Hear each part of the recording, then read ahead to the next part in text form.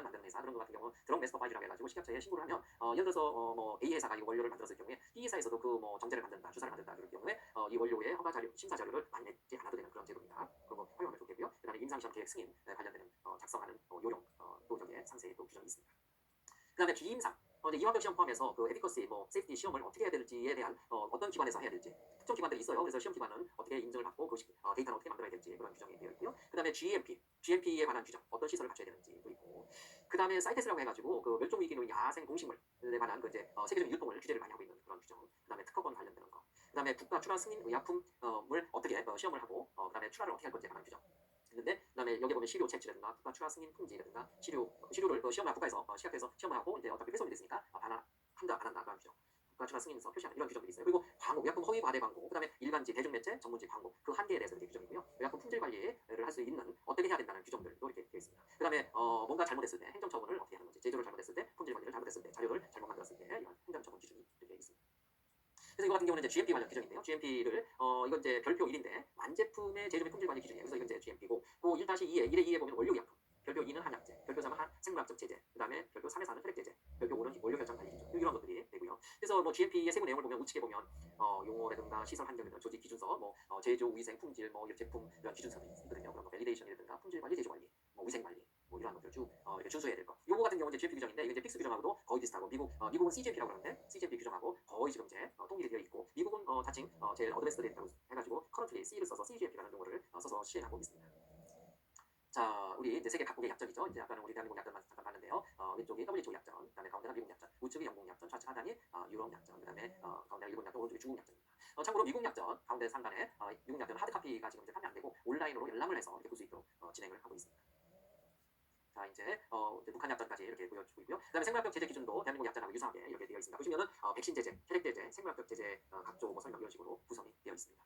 여기 생물학 제재 관련되는 뭐 일반 시험법, 특이한 일반 시험법은 약전하고 분리해서 이렇게 또 있습니다.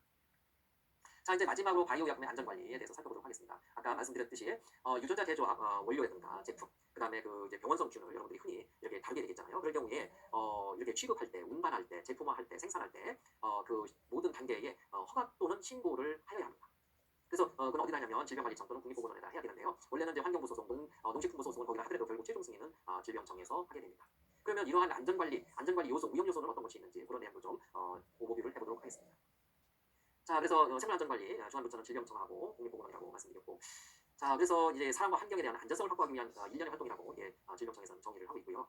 그래서 이 이 생물재해를 방지하거나 최소화하기 위한 생물안전의 기본적인 요소는 무엇일까? 보면은 첫 번째가 밀도입니다. 피지컬 컨테인먼트, 그게 물리적으로 차폐를 하는 거죠. 그리고 두 번째는 연구자 또는 연구기관 외생 평가 능력을 하향하는 거예요. 그러니까 이건 진짜 우회할까 안 할까 이걸 빨리빨리 판단을 하고 대처를 해야 되겠죠. 그다음에 안전관리를 위한 운영체계 구축을 안전관리에 관한 그 충분한 지식 정보를 가지고 우리 그 연구실, 우리 생산시설에서는 이행을 잘 해야 되겠죠. 그래서 이러한 것이 기본적인 요소로서 3대 요소라고 말을 할 수가 있습니다. 자, 그래서 적절한 물리적 밀폐 확보해서 그래서 1차적 밀폐 같은 경우는 실험자 개인이라든가 해당 실험실 환경이 병원체에 노출되는 것을 방지하기 위한 것을 말하고요. 2차적인 것은 안전실의 설계, 운영수칙 준수를 포함해서 실험실 외부 환경이 이렇게 감염성 병원체에 오염되는 것을 방지하기 위한 것을 이제 2차적인 것이라고 볼 수가 있겠죠. 우회성 평가 능력 같은 경우는 실험실 상황에 맞게 적합한 안전 규정과 지침을 자체적으로 발해서 잘 수행을 해야 되고요. 악영향 결과라든가 우회 심각성을 측정해서 우회를 측정하는 일련의 과정을 우회성 평가라고 우리가 말을 하고 있습니다. 운영체계 구축에서는 생물안전 조직 구성과 운영을 잘 해야 되고요. 병원체 등 위해 물질의 등록 및 작용 목록 관리라든가 생물안전 교육, 응급 조치 및 대응 반응 발행과 위해성 평가의 정기적 실시 등을 이렇게 잘 하는 것을 말한다고 볼 수가 있겠습니다. 자, 고위험 병원체, 고위험 병원체가 있고요. 이거 같은 경우는 감염병 예방 관리에 관한 법률에서 이렇게 36종의 병원체가 이렇게 정해져 있고요. 이거 같은 경우는 고위험 병원체 분리 및 이동을 할 때는 반드시 신고를 하거나 또는 허가를 받아야 되는 거예요. 그래서 이게 굉장히 조심을 해야 되는 것이고요. 자, 그 다음에 유전자 변형, 생물체 보건 안전관리도 마찬가지입니다. 그래서 리빙 모디파이드 오가니즘 해가지고 LMO 또는 가운데 정도에 보면 유전자 변형 미생물, 리빙 모디파이드 오가니즘 해가지고 LMM 이런 것들 마찬가지입니다. 이거 같은 경우 LMO 수입 및 국가 승인, 대상범죄수단 LMO의 수입 시 질병청의 승인 또는 신고가 반드시 필요하다고 보겠고요. 그래서 이제 해당 부처가 있을 수 있어요. 농업용, 환경정화용, 수산용, 산업용 이거 같은 경우 농업용이라든가 수산용 같은 경우는 농식품, 환경정화용은 환경부에서 이렇게 제출을 하면 되겠죠. 자, 그래서 오염 요소가 여러 가지가 이제 오리진이 어디에서 올까? 이제 그런 얘기죠. 그래서 대부분의 생물 의약품 박테리아나 효모 또는 동물세포에서 우리가 생산이 되고 있는데, 예를 들어서 돼지, 소 혈청은 세포에 바이러스를 전염시키거나 소 유래 제품은 광우병을 일으키는 물질로 오염되어 있을 가능성이 있잖아요. 이런 식으로 오리진에서 많은 오염이 되어 있을 가능성이 있어요. 여기 보시면 박테리아, 효모, 곤충세포, 동물세포, 성질 전환 동물이라든가 유전자 치료제, 세포 치료제 이런 데서 바이러스, 엔도톡신, 핵산, 반백질 이런 것들이 이렇게 나올 수가 있잖아요. 그래서 박테리아와 효모는 바이러스나 광우병 관련되는 이런 물질이 오염 요소가 없기 때문에 바이러스 해면상 뇌증 인자들의 제거에 대한 고려할 필요는 이런 같은 경우는 없다라고 이제 우리가 정의할 수가 있겠고, 이콜라이 같은 박테리아를 사용하는 경우 엔도톡신이 발견될 수 있으므로 GMP에 의해서 철저한 관리가 필요하다. 그러니까 엔도톡신 시험도 필수적으로 해야 되겠죠. 그리고 원료에서 점검을 잘 해야 되겠죠.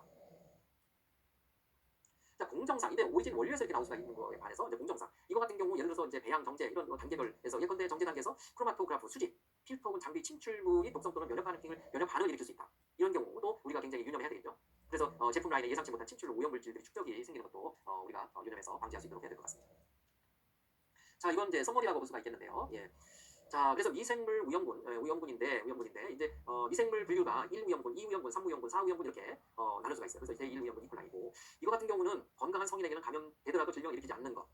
주로 볼 수가 있겠고요. 이제 사우염군, 에볼라 바이러스 이런 것들은 사람에게 감염돼 발병해서 증세가 치명적이며 치료가 어려운 질병을 일으킬 수 있는 고위험 병원체. 그래서 이게 제1우염군, 제2우염군, 제3우염군, 제4우염군을 이렇게 나눠서 우리가 관리를 하고 있고요.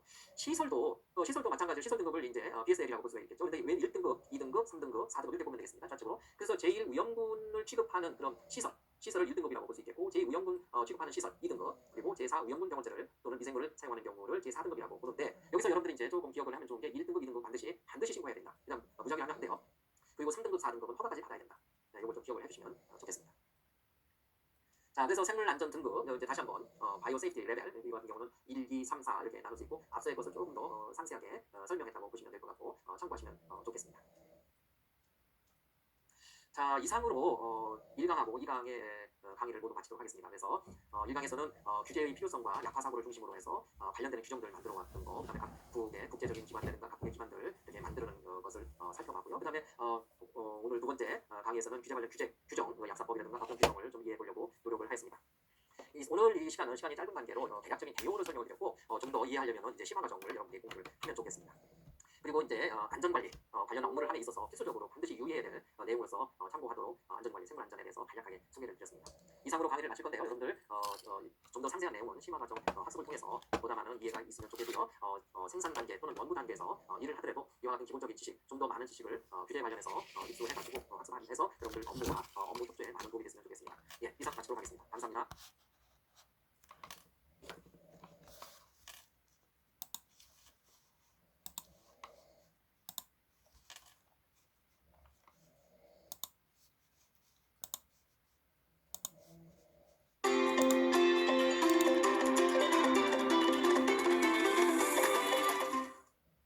바이오 의약품 GMP 개론 강의를 맡은 바이오소프트 김경민입니다. 본 교육에서는 크게 5차터로 나눠서 강의를 하도록 하겠습니다. 차터 1은 바이오 의약품 GMP 소개, 차터 2는 GMP 관련 기관 및 규정의 이해, 차터 3은 제조 및 품질을 위한 GMP, 차터 4는 밸리데이션의 이해, 차터 5는 바이오 GMP 하드웨어 등에서 설명드리도록 하겠습니다. 본 교재에서는 차터 1과 2에 대해서 설명드리도록 하겠습니다. 네, 차터 1은 바이오 의약품 GMP 소개로서 GMP 정의 및 역사, GMP 개념과 3대 목표에 대해서 말씀드리도록 하겠습니다.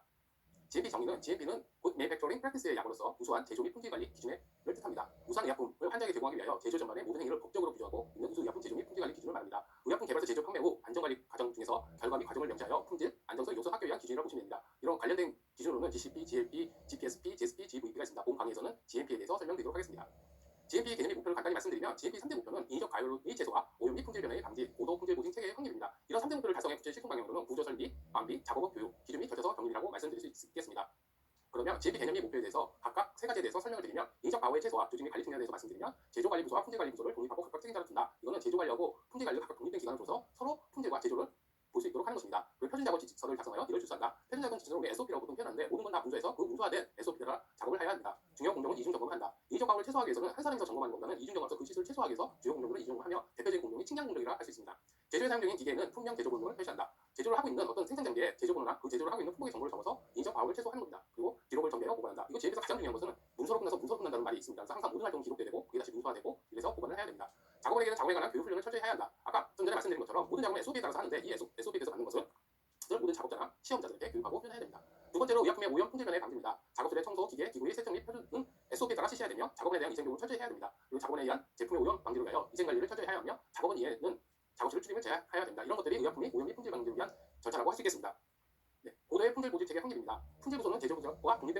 갖춰야 되는 거고 설비, 기계, 기구 등을 정기적으로 정비해야 됩니다. 공정에 대해서는 밸리데이션 실시해야 되며 제조 단위 추적 가능으로 작업하고 기록을 유지해야 됩니다. 보통 GMP에서는 트레이스빌리티를 항상 보장하라 합니다. 이런 것들이 가장 중요하고 트레이스가 잘못되면 혼돈을 일으킨다든지 그런 이슈가 있기 때문에 항상 중요한 사항이라 말씀드릴 수 있습니다. 제조 공정별 공정 검사를 실시한다. 정기적으로 자체 실사 실시하여 GMP가 준수되도록 한다. 정기적으로 품질 평가를 실시하여 품질 불량을 최소화해야 되며 불만 정보를 수집하여 제조 및 품질 관리 개선을 활용해야 됩니다. 각각 GMP 개념 및 목표에 대해서 설명을 드렸고요.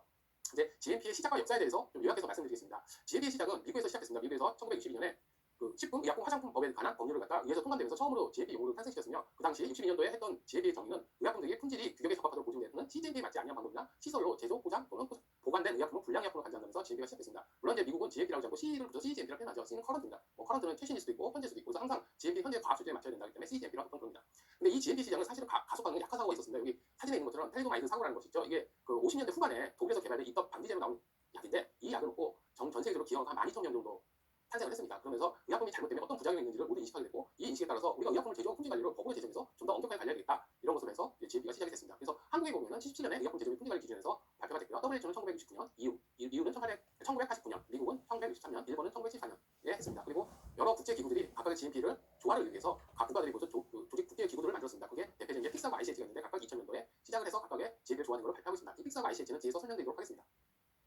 KGMP 역사를 말씀드리면 1969년에 이제 WHO가 GMP 실시를 적 국가에 권유를 했습니다. 그래서 우리가 77년도에 GMP를 제정했는데 이때는 권장사항이었죠. 그러다가 94년에 GMP 제도를 국내에서 전면 의무화했습니다. 그래서 약사법 시행규칙에 별도사에 의약품 제조 품질 관리 기준 신설하면서 GMP가 우리나라에서 법률화가 됐습니다. 그러면서 2008년도에 품목별 사전 GMP 평가 대상 일반 제재 확대 및 GMP 기준 전면 개정했습니다. 이거는 뭐였냐면 우리나라가 여러 국가를 벤치마크해서 GMP를 제정을 했는데 이것들을 좀 더 선진하게 해서 2008년도에 전면 개정했습니다. 이 당시에 들어왔던 게 밸리데이션, 변경 관리, 이탈 관리 등이 신규로 추가돼서 우리나라 KGMP가 선진화되는 이바탕이 되었습니다. 그리고 2014년 7월에 시약처가 의약품 실사 상호협력기구인 픽스에 가입해서 좀 더 GMP를 국제 조화를 할 수 있도록 했고 2005년 7월에는 이 픽스 GMP를 도입해서 국내의 KGMP에 픽스에서 발표한 GMP를 도입을 시작했습니다. 그리고 2016년에는 ICH 국제의약품규제조화위원회에 가입해서 좀 더 우리가 GMP에 대해서 좀 더 국제적으로 할 수 있도록 하였습니다. 근데 이런 것들이 GMP 역사는 아까도 말씀드렸지만 항상 약화 사고, 어떤 의약품 사고와 연관되어 있습니다. 그래서 아까 있었던 61년도에 텔리도마이드 사건은 독일에서뿐만 아니라 전 세계적으로 일어난 거고, 그리고 우리가 그 시간에 KGMP 유명화됐지만 2002년도에 검은제약 주사제 사고라는 게 생겼습니다. 그러니까 주사제를 사후멸균 제품이고 앰플 형태의 주사제였는데 모 병원에서 환자들이 이 주사를 맞고 2명이 사망하는 사고가 발생했습니다. 이 원인을 찾아보니까 사후멸균 제품은 그 주사제를 충전한 다음에 우리가 오토코베라고 부르는 멸균에서 멸균하는데 멸균이 안 된 주사제가 있었던 거죠. 그 2명이 사고를 하면서 아까 말씀드린 것처럼 2008년도에 KGMP 선진화가 가속화돼서 전면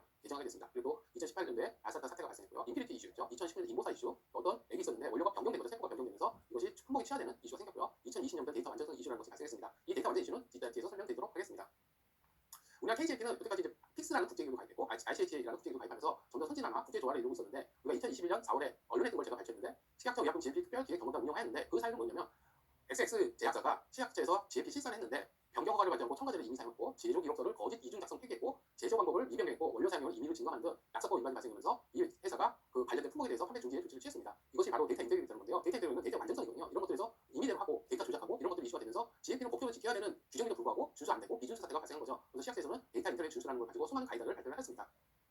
그리고 2024년 8월 올해 여름이죠. 올해 여름에도 예고 없이 식약처가 각각의 제약바이오 업체들을 실사를 했습니다. GMP 실사를 했더니 GMP 위반 사실이 확인되고 이런 거에 따라 제조 판매 중지 및 GMP 판정 취소 위기까지 처하게 됐습니다. 해당 제약회사는요. 근데 이런 경우에는 우리가 GMP 실사라면 일반 정기 감사가 있거든요. 그러니까 주기적으로 3년에 한 번씩 실시하는 실사가 있고 이제 부시한 것들이 있는데 이게 부시를 하다 보니까 GMP를 준수하지 않는 제약업체가 발견된 것이죠. 이런 거에 따라서 식약처에서는 지속적으로 부시 실사를 강화하여서 항상 제약바이오 업체가 GMP를 준수할 수 있도록 지속적으로 규제를 하고 있습니다. 그래서 좀 GMP에 대한 거를 소개부분을 좀 정리하면 GMP는 지속적으로 진화하고 있습니다. 아까 말씀드린 것처럼 의약품 사고 이런 이슈도 있고 제약 바이오 업체에서 GMP 위반, 미준수 이런 것들에서 계속 진화하고 있고 GMP 진화 좀 써머리를 하면 원래는 품질관리의 KGMP가 2008년 이전에는 품질관리 기반의 KGMP였습니다. 품질관리 기반의 KGMP가 뭐냐면 우리가 품질 시험을 해서 적합한 의약품은 적합 의약품이야 이렇게 해서 2007년도까지는 품질관리 기반의 KGMP였고요. 2008년도에는 아까도 말씀드렸지만 KGMP가 선진화되고 그러면서 개정이 됐습니다. 그러면서 품질 보증 기반의 KGMP를 시작했습니다. 품질 보증 기반의 KGMP는 밸리데이션을 기본적으로 하지 않은 의약품 제조 공정이나 시설이나 시험 방법을 한 거는 인정하지 않는다는 거죠. 그래서 품질 보증 기반의 KGMP는 가장 중요한 건 밸리데이션이죠. 그래서 밸리데이션은 뭐 시험 방법에 대한 밸리데이션, 제조 공정에 대한 밸리데이션, 컴퓨터 시스템에 대한 밸리데이션 이런 것들이 있습니다. 그래서 품질 보증 기반의 KGMP가 2008년도에 시작했고요. 그래서 2015년부터는 아까 말씀드린 국제기구들을 가입하면서 좀 더 선진화가 되기 위해서 아까 여기 약어로 QBD, QRM, PQS 이런 것들을 기술을 해놨는데 이런 것들을 기반으로 한 품질 개선 기반의 KGMP를 시작하게 되었습니다. 그러면서 데이터 인터리티, 데이터 완전성에 대한 이슈가 생겼고요. 그 데이터 완전성은 결국은 신뢰라고 볼 수 있겠죠. GMP를 준수하고 신뢰 있는 데이터냐 이런 것들을 볼 수 있는데 이런 것들이 이슈가 생겨서 현재는 품질 개선 기반의 KGMP라고 보시면 되겠습니다. 근데 또 외국 해외에서는 국제기구에서는 또 다른 GMP를 계속 가이드라인을 발표하고요. 대표적인 게 ICH Q13번 연속 공정, ICH 14번 분석 방법 개발 이런 것들을 계속 가이드라인을 발표하면서 좀 더 의약품 제조 품질 관리를 엄격하고 완전하게 할 수 있도록 지속적으로 GMP를 진행하고 있다고 말씀드릴 수 있습니다.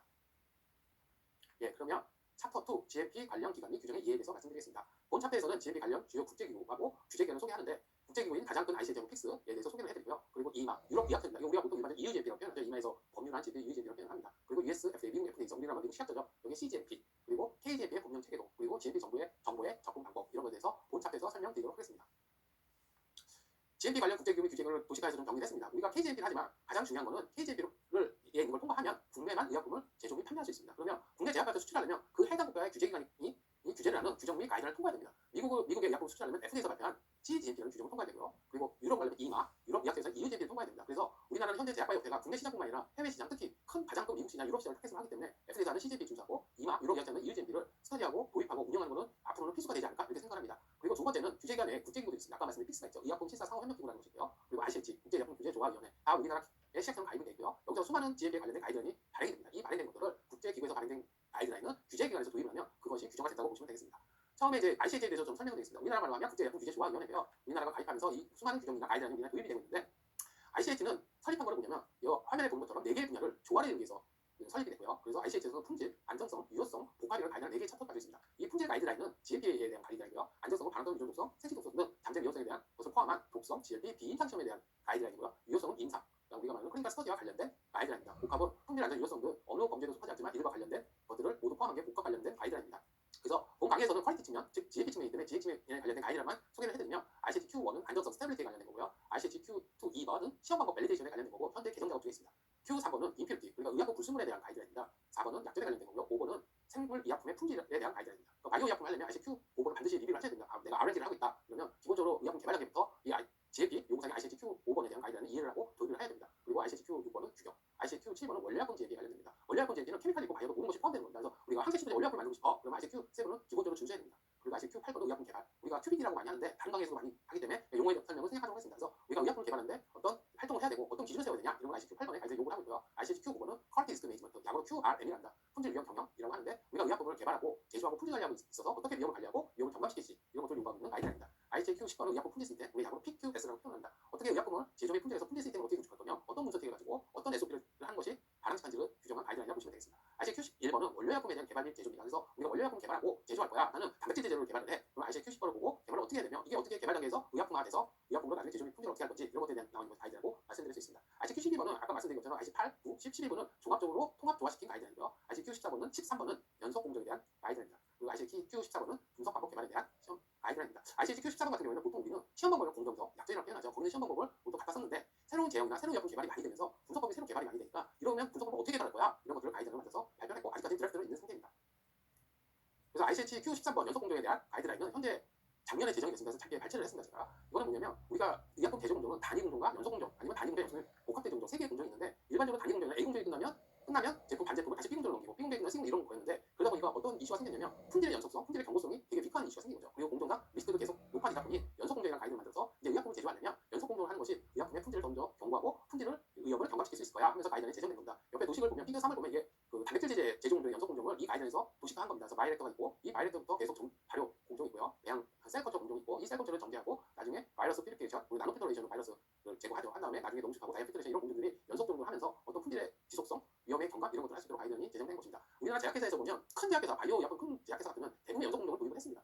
도입을 했고 아직까지 작은 바이오체는 연속 공정 도입 중에 있고 우리가 케미칼 들어가고 우리가 말하는 네오 오염제 이런 것들을 보면 연속 공정을 도입하는 회사가 별로 없습니다. 대부분이 단위 공정이죠. 공정이 끝나면 다음 공정하고 이런 것들이 있기 때문에 우리가 지금 ICH, 국제기 ICH에서는 지속적으로 품질을 좀 더 향상시키는 연속 공정을 계속적으로 가이드를 발표하고 도입을 권유하고 있습니다. 우리나라에서도 이 ICH Q14번은 시약에서 도입을 하면 이게 이제 법제화 되고 규정이 되겠죠. 아직까지는 국제기구 ICH 발표한 거기 때문에 지금 가이드라인으로 있는 상태입니다.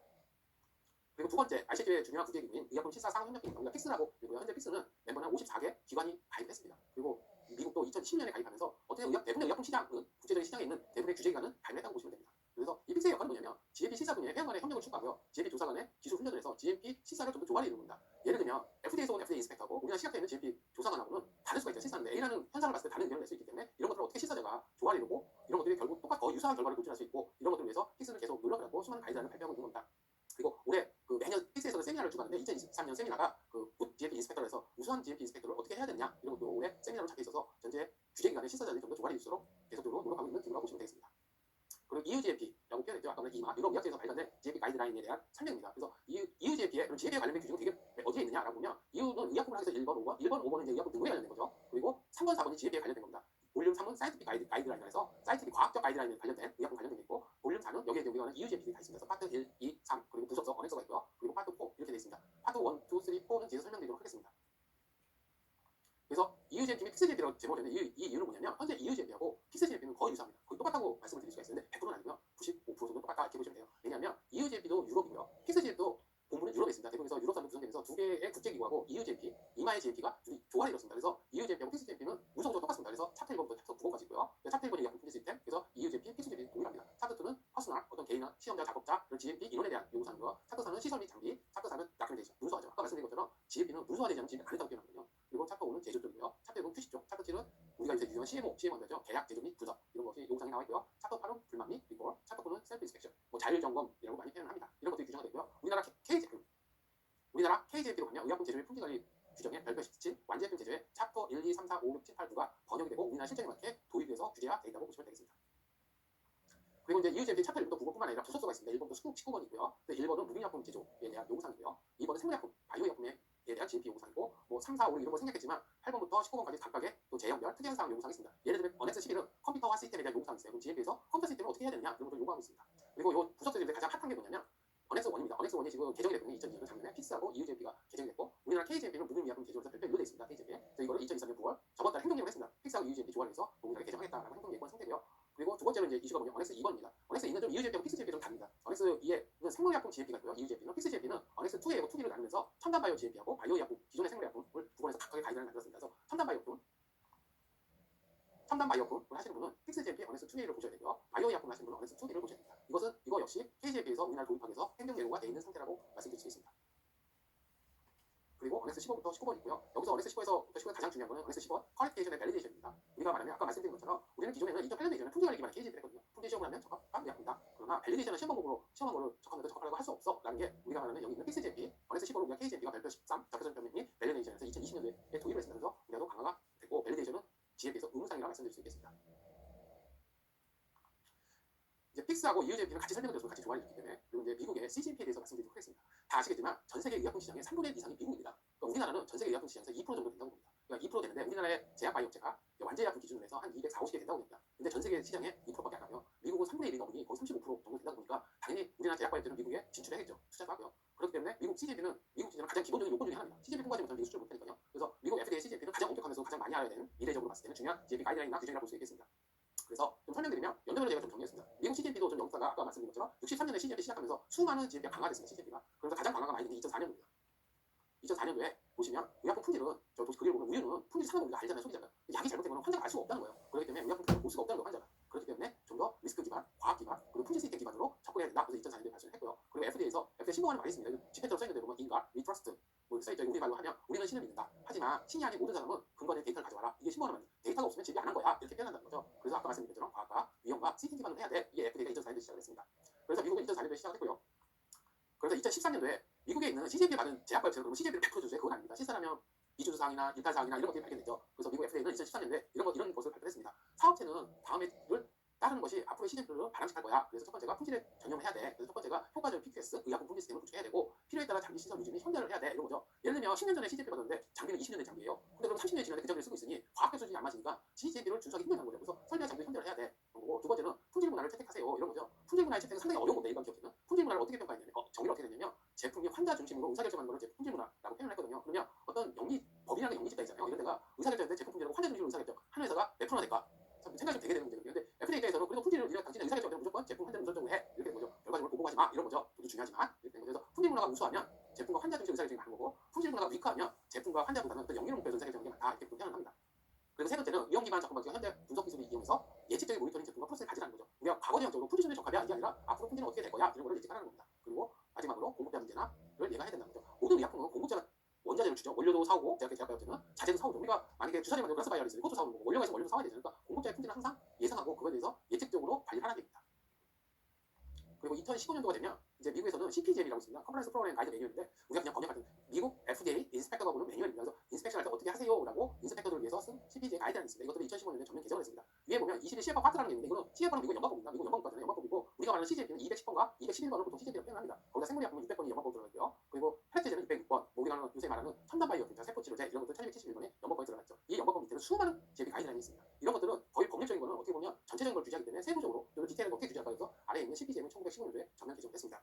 예를 들면 CPGM 하나를 발제해서 제가 말씀드리면 CPGM 생물약품에 대한 CPGM 시사할 때 리스트 어떻게 해야 된다는 게 2015년에 발간된 게 있는데 6번에는 크로스 컨테미네이션, 교차 오염이라는 게 있습니다. 교차 오염이라는 건 뭐냐면 의약품은 내가 원하는 공정에 가서 원하는 물질로 구성되어 있는데 원하지 않은 물질이 들어가는 거죠. 대표적인 게 이물이 들어갈 수도 있고 아니면 다른 의약품이 섞일 수도 있잖아요. 다른 의약품이 섞이면 저는 이런 것도 머리가 아파서 두통약을 먹어봐야 되는데 갑자기 소화제 성분이 섞이면 이러면 안 되잖아요. 그래서 교차염의 요구사항한테는 뭐 공간이나 시간 분리를 확실하게 하고 고차염이 되지 않다는 거, 잠재적 리스크가 없다는 건 항상 보증해라. 해서 이런 것들을 인스펙터는 GMP 시사랑 그 회사의 제약관련해서 엄격히 봐야 된다. 이런 것들이 있습니다. 그리고 또 미국 FDA 옆에를 보면 홈스 FDA 483이라고 써있어요. 이거는 실사에 대한 관찰 사항을 보고 상태로 FDA 실사 끝나면 발행하는 겁니다. 그래서 이런 것들은 뭐냐면 우리가 보통 실사를 5일 한다는 마지막날 인스펙터가 서머리 하는 거죠. 실사 보고를 하고 이거를 제약관한테 주고 이제 기구를 가져가시겠죠. FDA로. 그래서 이거에 대한 시정 예방 활동을 보고해주세요. 이렇게 됩니다. 보고서야 됩니다. 그래서 이런 것들이 어떻게 시사가 됐습니까? 이런 것을 조심하십시오라고 합니다. 그리고 FDA 483도 있고요. 두 번째는 FDA 483을 시사 나와서 부족하게 발생했음에도 불구하고 FDA 483은 이슈 사항을 시정하지 않으면 워닝 레터 경고서를 발행을 합니다. 이 경고서는 예를 들어서 이제 멕시코 의약품 제조업자가 1918년도에 워닝 레터 발부를 발제한 겁니다. 예를 들면 이 회사는 뭘 만드는 회사였냐면 수혈용 피부를 소독하는 포비도 요오드 방부제라는 걸 만듭니다. 빨간 약이라고 해서 바르는 건데 가보니까 특정 균에 대해서도 관리를 안 하고 무균시험도 안 했던 거죠. 우리가 바른 게 만약에 소독수나 피부를 소독하는데 오일 베이스가 어떻게 돼 있어요. 그래서 반드시 무균도 해야 되고 거기에 특정 균이 있는지 없는지도 미세전에 그런 걸 안 했다는 거죠. 그리고 두 번째는 제조용소 시스템이 있는데 물은 항상 의약품에 물이 들어가면 내용 공개 같은 경우는 조금 들어가지만 우리가 주사제 같은 경우 물로 구성돼 있잖아요. 거기다가 주성분을 집어넣고 뭐 부영제를 집어넣고 이런 건데 그 물을 만들었단 말이죠. 제약공장에서 이런 품질관리 되게 엄격해야 되거든요. 왜냐하면 사람 몸에 들어갈 수 있는 물이기 때문에 그거를 제조 음수롭게 했는데 그런 것도 관리를 제대로 하지 않았다. 그래서 원인 메터로 경고서를 발행한 사례입니다.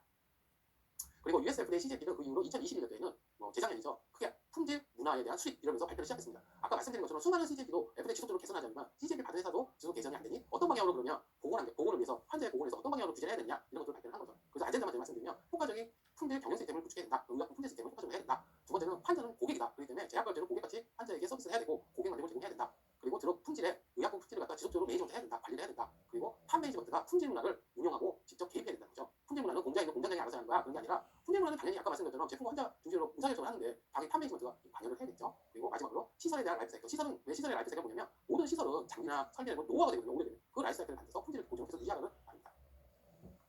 그리고 US FDA CGMP는 올해 발표된 자료인데 크게 되면 의약품 품질 시스템의 품질을 미래의 의약품 품질에 대해서 크게 세 가지로 발표를 했습니다. 첫 번째는 어세스먼트 이노베이션, 평가의 혁신입니다. 이거는 미국 FDA 홈페이지가 보면 카사라는 게 있어요. 그러면 어떤 의약품 신약을 등록한지 이랬을 때 이 물질이 정말로 우수한 물질인지 독이 없는지 유효한지 이런 것들을 카사라는 프로그램을 가지고 지금 평가하고 있습니다. 그래서 혁신적으로 의약품 품질을 평가할 거야. 라는 거. 두 번째는 퀄리티 매니지먼트 매저리티입니다. 그리고 품질 경영 성숙이죠. 그래서 이거는 직접적으로 GMP와 관련된 거죠. GMP도 지속적으로 성숙해져야 돼. 내가 GMP라는 걸 도입하면 GMP에서 시작 통과했으니까 이슈업소가 아니라 계속적으로 지속적인 개선을 통해서 성숙도를 높이라는 거죠. 마지막으로는 질문의 제조입니다. 아까 말한 연속 공정이라든지 이런 것들 현대화된 과학적인 제조 공정 기술을 도입하지 않고 어떻게 우수한 의약품 제조 및 품질 관리할 수 있어. 그래서 질문의 제조 공정. 이렇게 미국 FDA에서 지금 얘기하는 미래의 의약품 품질이라 말씀드릴 수 있습니다.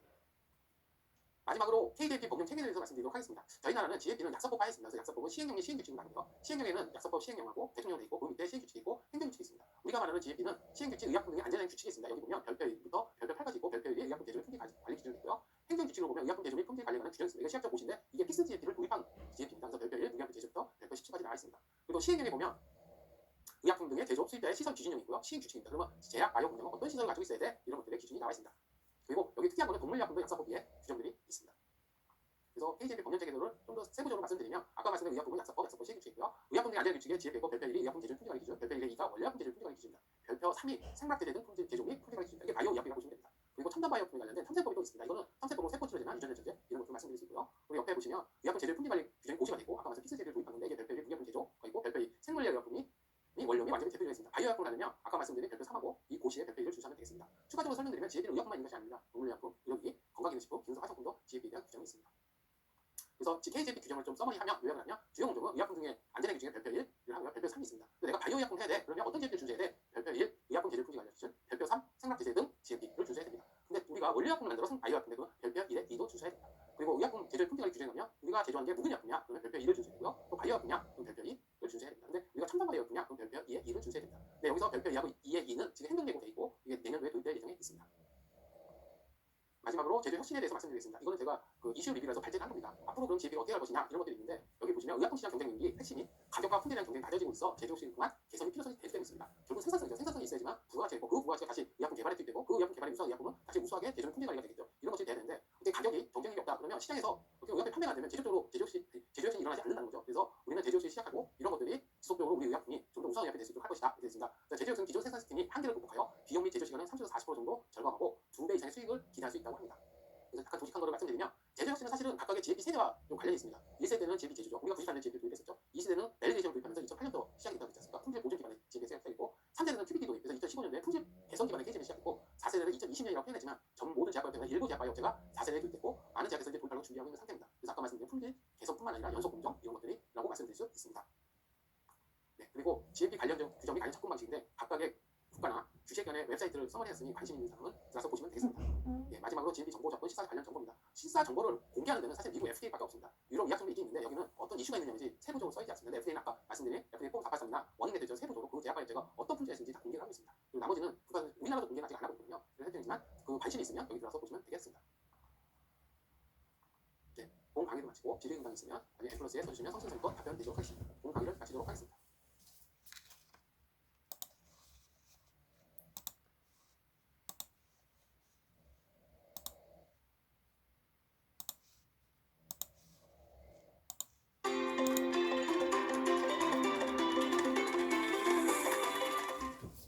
네, 바이오 약품 GMP 개론을 맡은 바이오소프트 김정민입니다. 본 강의에서는 챕터 3 제조 및 품질에 의한 GMP에 대해서 설명드리도록 하겠습니다. 챕터 3 제조 및 품질을 위한 GMP에서는 KGMP에서의 바이오 약품의 정의를 말씀드리고요. 두 번째는 GMP 규정의 이해, 주요 요구사항을 발췌해서 설명드리도록 하겠습니다. 우선은 KGMP 바이오약품의 정의에 대해서 말씀드리도록 하겠습니다. 바이오약품이라는 것은 사람이나 다른 생물체에서 유래된 것을 원료 또는 재료로 하여 제조한 의약품으로서 보건위생상 특별한 주의가 필요한 의약품을 말하며 생물학적 제제, 유전자 제조 의약품, 세포배양 의약품, 첨단 바이오약품, 기타 식약청량이 정한 제재를 포함합니다. 그래서 밑에 있는 도식을 보면 의약품에는 크게 보면 바이오의약품하고 합성의약품이 있겠죠. 여기 표시가 안 되지만 그럼 바이오의약품에는 또 뭐라 그러냐면 생물의약품이라고 부르고 생물학적 제재 등이라고 부릅니다. 그리고 바이오의약품 내에 첨단 바이오의약품이 있습니다. 또 우리나라 GMP 규정을 보면 생물학 제재 등이라고 써있거든요. 대부분이 생물학 제재 등의 GMP 이렇게 쓰시면 이게 바이오의약품 GMP다 이렇게 이해하시면 되겠습니다. 그리고 바이오의약품을 좀 더 세부적으로 보면 유전자 제조와 의약품, 인슐린이나 EPO나 이런 것들이 될 수 있고요. 생물학적 제재, 그러니까 생물학적 제재 등은 생물학적 제재하고 다른 제목으로 구성되는데 생물학적 제재는 대표적인 게 백신입니다. 백신이나 항독소나 혈액 제재 이런 건 생물학적 제재고요. 그리고 혈장 분해 제재, 그리고 유전자 치료제, 세포 치료제 이런 것들을 바이오의약품이라고 말할 수 있습니다. 세포 치료제는 자가세포 치료제, 동종류로 세포 치료제 이런 게 있고 유전자 치료제는 세포 유전자 치료제, 살아있는 세포를 유전자 조작한 유전자 치료제는 세포 유전자 치료도 포함됩니다. 가장 대표적인 게 카티셀이죠. 그리고 바이오의약품을 좀 더 구분하면 생물학적 제재, 유전자 제조 의약품, 세포 배양 의약품 세 개로 구분할 수 있습니다. 아까 말씀드린 것처럼 바이오의약품은 생물학 제재 등이라고 표현하거든요. 그래서 생물학 제재 등은 세 가지로 구성되어 있다 이렇게 말씀드릴 수 있겠습니다. 그래서 생물학적 제재는 아까 말씀드린 것처럼 백신, 혈장 분해 제재, 항독소들이 포함되고요. 유전자 제조 의약품은 유전자 조작 기술을 이용한 하여 제조된 펩타이드 또는 단백질 등이 유효 성분이고요. 세포 배양 의약품은 세포 배양 기술을 이용한 하여 제조된 펩타이드 또는 단백질의 유효 성분이라고 보시면 되겠습니다. 그래서 유전자 제조 의약품은 대부분이 미생물, 대장균, 이콜라이를 발효해서 하는 게 대부분이고요. 거기서 세포 배양하면 세포 배양 의약품이라고 표현하죠. 우리가 항체의약품, 항체의약품 이런데 이런 것들이 세포 배양 의약품이라고 보시면 되겠습니다. 그래서 바이오의약품은 밑에 보시면 약사법, 의약품 등이 안전의 규칙이 있고요. 고시로 생물학적 제재 등이 품질 허가 심사 규정이 있습니다. 거기서 이 각각의 바이오의약품을 구분해 놓고 있습니다. 그리고 또 바이오의약품은 앞에서 말씀드린 것 외에 세포 치료제, 유전자 치료제, 조직공학 제제, 그리고 첨단 바이오품, 융합복합 제제를 구성하고 있습니다. 아까 말씀드린 세포 치료제는 사람 또는 동물의 살아있는 세포를 체에서 배양해서 다시 인체에 투입하는 의약품이죠. 유전자 제제는 유전자 조작을 한 거고요. 그리고 또는 유전자 물질이 인체에 들어서 발현을 해서 그것이 치료가 있을 때 이런 치료제라고 표현을 합니다. 이거는 첨단 재생 바이오법이 있고 첨단 바이오 의약품이 안전 및 지원에 관한 규칙이 있고 첨단 바이오 의약품이 품목허가 심사 규정에 분류가 되어 있습니다. 그러면 이것들은 바이오 의약품에 대해서 분류를 했고요. 그러면 우리가 말하는 KGMP 의약품의 안전의 규칙에서는 요거 제재를 어떻게 내리고 있는가 보면 별표상 생물학 제재 등 제조 품질 관리 기준입니다. 아까 말씀드린 것처럼 생물학적 제재 등은 바이오 의약품을 말하는 것이고요. 그래서 첫 번째 생물학 제재 등은 생물학적 제재, 유전자 제조와 의약품, 세포 배양 의약품, 세포 치료제, 유전자 치료제 등으로 말하며 생물학 제재는 그래서 말씀드린 것처럼 백신, 혈장 분해 제재, 항독소 등을 말합니다. 유전자 제조 의약품은 유전자 조작 기술을 이용해서 펩타이드 단백질의 유효 성분을 의약품을 하는 걸 말하며 세포 배양은 세포 배양 기술을 이용해서 펩타이드 단백질 등의 유효 성분을 하는 의약품을 말합니다. 그리고 용어의 정의에 대해서 계속 말씀드리도록 하겠습니다. 의약품 안전에 관한 규칙 1200이죠. 약간 규정이 왔다 갔다 하는 거는 규정상 여러 군데에 계속 퍼져 있습니다. 용어의 정의가. 좀 이해해 주시고요. 첫 번째, 의약품의 안전 규칙 1200 완제 의약품에 대해서는 어떤 GMP를 준수해야 되느냐 그런 말이 있습니다. 그러면 완제 의약품은 별표 1, 의약품 제조 및 품질 관리 기준을 준수하여 실시 상황을 평가할 수 있는 자료를 제출하게 되어 있습니다. 원료 의약품은 별표 1에 2, 원료 의약품 제조 및 품질 관리 기준 실시 상황 평가에 필요한 자료를 제출하게 되고요. 생물학 제재 등은 별표 1, 별표 1에 2, 별표 3을 다 준수하고 이거에 대한 실시 상황 평가를 제출하게 되어 있습니다. 그래서 우리가 의약품을 제조하거나 수입하거나 이럴 때는 각각의 완제 의약품, 원료 의약품, 생물학 제재 등은 각 규정에 따라 GMP를 준수해야 됩니다. 부가적으로 방사선 의약품, 의료 보건소도 각각의 별도의 규정이나 가이드라인이 있습니다. 이거를 준수해야 합니다. 그리고 의약품 등의 안전의 규칙 제24조 임상시험 계획의 승인이라고 있습니다. 그러면 우리가 판매나 이런 것이 아니라 임상시험용으로 의약품을 제조하고 싶어요. 이럴 때는 그때 어떤 GMP를 따라야 되나요? 이렇게 됐으면 이것도 임상시험용 의약품도 인체에 투입되는 것입니다. 뭐 내용을 먹는 것도 있지만 생물학제제에 발견되는 주사시죠. 그래서 주사를 해야 되기 때문에 똑같습니다. 판매하는 거랑. 그래서 별표 1을 준수해야 되고 별표 4에 이 임상시험용 의약품 제조 품질관리 기준 따라야 되며 생물학제제 등의 경우 별표 3을 준수해야 됩니다. 그래서 뭐 혹자는 임상시험용 의약품은 GMP가 달라 품목허가 그렇지 그렇게 말씀하시는 분 있지만 실질적으로는 규정은 똑같습니다. 인체에 투입하기 때문입니다.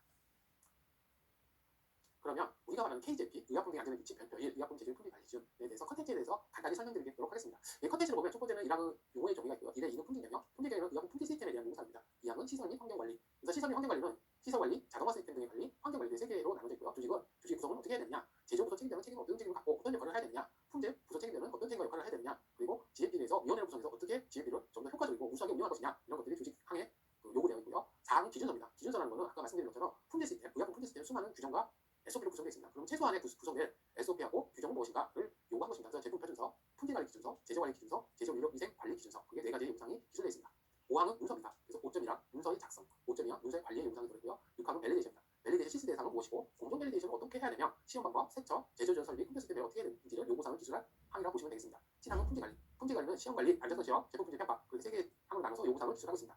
8항 제조관리, 제조 공정관리, 포장 공정관리, 반품 및 제공자의 요구사항이 기술되고요. 제조 위생관리는 아까 말씀드렸지만 의약품은 환경관리, 오염관리, 교체관리 이런 것들이 매우 중요하기 때문에 이 제조 위생관리에서는 작업의 위생을 어떻게 할 거냐, 작업소, 공장의 위생관리를 어떻게 할 거냐, 제조 설비 세척, 장비를 쓰고 나서 어떻게 세척하고 그 세척을 어떻게 검증할 거냐 이런 것들이 요구사항이 들어있습니다. 10항은 원자재 및 제품의 관리, 그래서 원자재의 입고 관리는 어떻게 하고 원자재하고 제품 보관 관리는 어떻게 할 것인가, 그리고 원생약의 보관 관리 어떻게 하고 제품의 추구 관리는 어떻게 할 것이냐. 의약품은 마음대로 추구할 수 있는 게 아니거든요. 그 출합 성적서가 있어야 되고 QA 그러니까 제조관리 부서에서 제조와 의약품은 품질 부서 책임자가 승인하에 추구를 할 수 있게 되어 있습니다. 그래서 출하가 매우 엄격하게 관리되고 있고요. 11항은 분만 처리 및 회수, 12항은 변경관리, 13항은 자율점검, 14항은 교육 및 훈련 이런 것들이 요구되어 있습니다. 요거는 뒷부분에서 중요한 거를 각각의 가이드라인 규정을 발췌해서 말씀드리도록 하겠습니다. 이때 그림을 보면 GMP 요구사항을 보면 우리가 보통 의약품을 하게 되면 탐색 연구를 하죠. 연구를 열심히 하시죠. 그래서 그 연구한 거 가지고 개발 단계에 들어가면 비임상 시험을 하죠. 동물 시험을 한다는 말씀이죠. 동물 시험이 통과가 되면 임상, 1상, 2상, 3상을 하고 품목허가를 하고 품목허가에 의약품 제조를 판매하게 되어 있습니다. 여기 GMP 요구사항은 어떻게 보면 인체에 투입하는 건 임상, 1상부터이지만 비임상 시험 단계부터 GMP 요구되고 있습니다. 그것 중에 가장 큰 건 시험 방법이죠. 비임상 시험 때도 시험 방법 했는데 밸리데이션 시험 방법을 요구하지 않거든요. 임상 시험 때 했더니 시험 방법이 잘못된 거예요. 그리고 비임상 시험에 대한 결과 신뢰성에 문제가 생기잖아요. 그래서 최근에는 시험 방법이나 제조나 이런 것들이 GMP 요구사항을 비임상 시험에서도 도입하는 추세입니다. 그 추세는 미래에 임상 시험에서 생길 수 있는 우리가 알지 못하는 위험을 경감시키기 위해라고 보시면 되겠습니다. 규정이나 가이드라인에서는 비임상 시험에서 GMP 요구하지는 않습니다. 그러면 제가 앞부분에서 각각의 의약품 양의 규칙에 대한 컨텐츠에 대한 걸 설명드렸고요. 그러면 각각의 내용에 대해서 발췌한 것을 보면서 설명드리도록 하겠습니다. 별표 1, KGMP에 보면 용어의 정의에 보면 수많은 용어의 정의가 있으나 가장 중요한 용어 정의만 설명드리겠습니다. 다음의 일탈. 일탈이란 제조 또는 품질관리 과정에서 미리 정해진 기준을 벗어나 이루어진 행위를 말한다. 그래서 우리는 보통 이걸 일탈 관리라고 표현합니다. 영어로 하면 디비에이션 컨트롤이라고 표현하는데요. 최근에 모 제약회에서 일탈 관리를 하지 않아서 GMP 비준수로 제조 정지를 제재를 받은 케이스가 있었습니다. 그래서 일탈 관리는 GMP에서 가장 중요한 핵심 중에 하나라고 말씀드릴 수 있겠습니다. 랑은 기준 일탈이라는 것이 있습니다. 시험 결과가 미리 정하여진 시험 기준을 벗어난 경우를 말한다. 일탈과 기준 일탈은 사실은 일탈이 훨씬 큰 법이고요. 기준 일탈은 시험 기준, QC 시험에서 부족한 것을 기준 일탈이라고 합니다. 대부분 제품에 적용을 많이 하는데요. 예를 들어서 우리가 완제품을 제조했는데 완제품 품질 시험을 했는데 그것이 기준을 벗어나면 기준 일탈. 영어로 하면 OOS 이고요. OOS는 Out of Specification의 약법입니다. 그래서 기준 일탈이라고 하는 요구사항이 있습니다. 가장 중요한 요구사항 중에 하나입니다. 그리고 방의 반제품이라는 용어가 있습니다. 반제품은 제조공 단계에 있는 것으로 필요한 제조공을 더 거쳐 완제품이 되는 것을 반제품을 말합니다. 그러니까 제조공 중에 있는 제품을 반제품을 표현합니다. 그리고 카항의 완제약품인 거죠. 완제약품이라 모든 제조공들이 완료되어 최종적으로 인체에 투입할 수 있도록 일정한 제형으로 제조된 의약품을 말합니다. 그래서 완제약품하고 원료약품 표현을 하는데요. 원료약품, 완제약품을 만들기 위한 주원료이고요. 완제약품은 사람에게 주사를 한다든지 뭐 구조로 오랄로 투여를 한다든지 이런 것들이 완성된 제형을 완제약품이라고 합니다. 타항의 완제품, 의약품 제조공들이 끝난 것을 말합니다. 그러니까 완제품은 완전 다릅니다. 원료약품이 제조공들이 끝나면 원료약품의 완제품, 완제약품의 제조공이 완전히 끝나게 되면 완제약품의 완제품 이렇게 표현합니다. 그래서 완제품은 원료약품이든 완제약품 다 쓰는 용어고요. 우리가 투입할 수 있는 인체에 투입할 수 있는 완제약품이라고 표현합니다. 영어로 하면 DP라고 표현합니다. 드러그 프로덕트라고 표현합니다. 그래서 보통 공장에 가면 DP 그러거든요. 아 뭐하지? 완제약품 이렇게 아시면 되겠습니다. 그리고 파항의 원료약품이라는 거죠. 완제품에 제조되는 모든 물질, 자재를 포함한 모든 물질은 원료약품이라고 표현합니다. 근데 이거는 약품이 아닐 수도 있거든요. 왜 내용 문제 만들다 보면 스타치가 전문 같은 거 들어가거든요. 약품은 아닌데 원료인데 이렇게 표현하지만 지금 KGMP에서는 모든 건 다 원료약품이라고 표현합니다. 그러면 왜 바이오약품은 배지도 원료약품이야? 그런데 용어적인 영역이지만 공개가 원료라고 표현합니다. 그래서 주성분은 주원료, 그냥 일반은 원료 중에 첨가제 이렇게 표현합니다. 그래서 모든 거는 의약품 제조 들어가는 거 모든 건 원료라고 표현합니다. 자재를 제한 모든 건 원료라고 표현합니다. 우리가 아까 말한 제조 용수 있잖아요. 물도 제조용도 계속 쓰거든요. 배지를 만든다든지 정제를 한다든지 버퍼를 만든다든지 계속 물인데 물도 원료로 표현합니다. 그래서 물이라고 표현하고 제약회사에서는 제조 용수 이렇게 표현하고요. 제조 용수가 원료로 쓸 수도 있고 세척수로 쓸 수도 있잖아요. 세척하면서 그래서 세척수로 되고 원료 되고 이런 것들이라고 말씀드릴 수 있습니다. 원료의약품, 원료의약품을 합성, 발효, 추출 등에서 만든 걸로 완제약품에 제조가 되는 것을 원료의약품이 있다고 부릅니다. 그리고 원자재는 원료의약품이 자재를 만든다. 그래서 공장 원자재 그러면 아 원료의약품과 자재를 말하는구나 이렇게 말합니다. 그리고 자재라는 게 또 무엇이냐? 포장과 표시하고 사용되는 용기, 표시를 첨부 문서, 포장재를 다 말합니다. 그러니까 원료를 제하고 예를 들어서 카톤 포장하면 카톤도 자재고요. 라벨도 붙이거든요. 그것도 자재고요. 1차 포장용이 있습니다. 아까 말씀드린 것처럼 주사제를 만들면 글라스 바이알이 있어야 되고 스토퍼가 있어야 되고 캡이 있어야 되고 이것도 다 다재라고 표현합니다. 그리고 서항의 제조라 포장 및 표시 작업을 포함하여 의약품 생산을 위하여 모든 작업을 제조합니다. 제조라는 것은 제조 공정 전체를 말하는 거죠. 그리고 커항의 청정구역이라는 게 있습니다. 아까 말씀드린 것처럼 이 제조 환경 관리와 이런 것들은 오염과 교차염 예방은 필수거든요. 그래서 GFP는 공장은 뭐 청정구역, 클린룸 이런 걸 표현하죠. 그래서 클린룸을 설치한 구역을 청정구역이라 하죠. 그래서 청정구역은 부유입자, 외식의 먼지죠. 그리고 미생물 이런 것들을 예방하고 통제하는 구역을 청정구역이라 표현합니다. 근데 청정구역이 다 똑같은 건 아니잖아요. 그래서 청정 등급도 나눕니다. 청정구역으로 청정도가 엄격히 요구되는 데가 있고 엄격히 요구되지 않는 것에 대해서 등급을 A, B, C, D로 나눠서 이제 그 관리 기준을 규정해서 준수하도록 하고 있습니다. 이거는 다음 교시에 설명드리도록 하겠습니다. 그리고 계속 KGMP 별표 1에 대해서 설명드리도록 하겠습니다. 아까 말한 별표 1의 품질 개념은 컨텐츠에 말씀드린 것처럼 우리가 말하는 의약품 품질 시스템을 어떻게 구축하고 그러면 GMP를 준수하려면 어떻게 체계를 구축해야 되냐 이런 요구사항이 있는 겁니다. 그래서 품질 보증 시스템은 제조 및 품질 관리, 품질 평가, 품질 위험 관리 등을 포함하여 적절히 시연되려면 이것들은 각각의 문서 체계를 구축하고 이 문서 체계에 대해서 규정, SOP들을 제정, 개정하고 그것이 도입, 운영될 수 있도록 하여야 합니다. 그래서 좀 더 의약품 품질 시스템은 아주 중요한 사항에서 별도의 자료를 가지고 설명드리도록 하겠습니다. 이거는 ICH Q10번 의약품 품질 시스템에서 발표한 가이드라인의 도식도입니다. 그래서 아까 말씀드린 것처럼 이 ICH Q10번의 의약품 품질 시스템은 어떻게 품질 시스템을 구축할 거라는 요구사항이 있고요. 그래서 이 도식도를 간단히 설명드리면 GAP는 의약품 라이프 사이클을 4단계로 나누는 것이 적절하다 이렇게 되어 있습니다. 그래서 첫 단계가 의약품 개발,